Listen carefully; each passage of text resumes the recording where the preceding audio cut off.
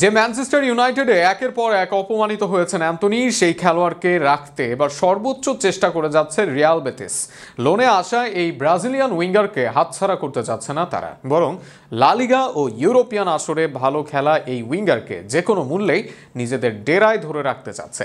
এমন সম্মানই যেন প্রাপ্য অ্যান্থনিকে বেটিসের রেখে দেওয়া সংবাদ নিয়ে বিস্তারিত থাকছে প্রতিবেদনে। জোয়া কুইন তো বলেই দিয়েছেন তাকে অপহরণ করে হলেও রিয়াল বেটিসে রাখতে হবে। এমনকি সে অপহরণে যদি গাড়ির দরকার হয় তবে সেই গাড়ি নিজে ড্রাইভ করবেন বলে মত দিয়েছেন সাবেক এই বেটিস তারকা। তবুও যে কোনো মূল্যে অ্যান্থনিকে রাখতেই হবে রিয়াল বেটিসের দলে। সাবেক বেটিস লিজেন্ড জোয়া কুইনের মতো যুক্তি সবার রাখতেই হবে অ্যান্থনিও সান্তোসকে।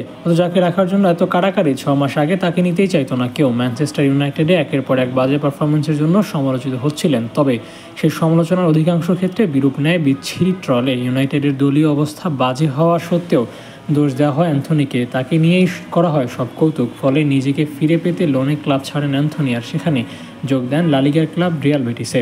এর মাঝে বেটিসের হয়ে 10 গোল অ্যাসিস্ট সম্পন্ন অ্যান্থনির সর্বশেষ ম্যাচে তাকে উইক ফুটে গোল পেয়েছেন কনফারেন্স লিগের ম্যাচে, যে ফ্লোরেন্তিনার বিপক্ষে জয় পায় স্প্যানিশ ক্লাব বেটিস। সব আসর মিলিয়ে 19 ম্যাচে 10 গোল অ্যাসিস্ট। এছাড়াও পাসিং ড্রিবলিংয়েও বেশ দুর্দান্ত অ্যান্থনি। সাবেক মাদ্রিদ মিডফিল্ডার ইস্কোর সাথেও তার জুটি জমেছে বেশ। এমন অবস্থায় অ্যান্থনিকে রাখতে হবে বদ্ধপরিকর রিয়াল বেটিসের স্পোর্টিং ডিরেক্টরও।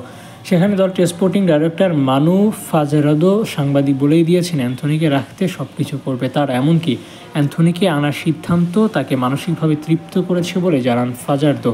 দলগত কাজ হলেও এরকম একটা কাজ তার জন্য করা অন্যতম সেরা কাজ বলে জানান। দলের কোচের সন্তুষ্টিও আছে অ্যান্থনির ওপর। 25 বছরের এই তারকা যেভাবে দলের সাথে মিশে গেছেন, গ্রুপ হয়ে যেভাবে কাজ করেছেন, তাতে বেশ আনন্দিত অভিজ্ঞ কোচ পেলেগ্রিনি। তাকে ধরে রাখতে পারলে সেটা তার জন্য আনন্দের হবে, এমনটাই মত দিয়েছেন ম্যানচেস্টার সিটির সাবেক এই কোচ। সব মিলিয়ে অ্যান্থনি যেন ভালোবাসার শ্রদ্ধার নাম, যে শ্রদ্ধার জায়গায় অ্যান্থনি নিজে অর্জন করে নিয়েছেন। আগামী দিনে রিয়াল বেটিসে তিনি থাকবেন নাকি থাকবেন না সেটা তার সিদ্ধান্ত, তবে এই ক্লাবকে যে অনেকদিন মনে রাখবেন এই ব্রাজিলিয়ান সেটা অনুমান করা যায়।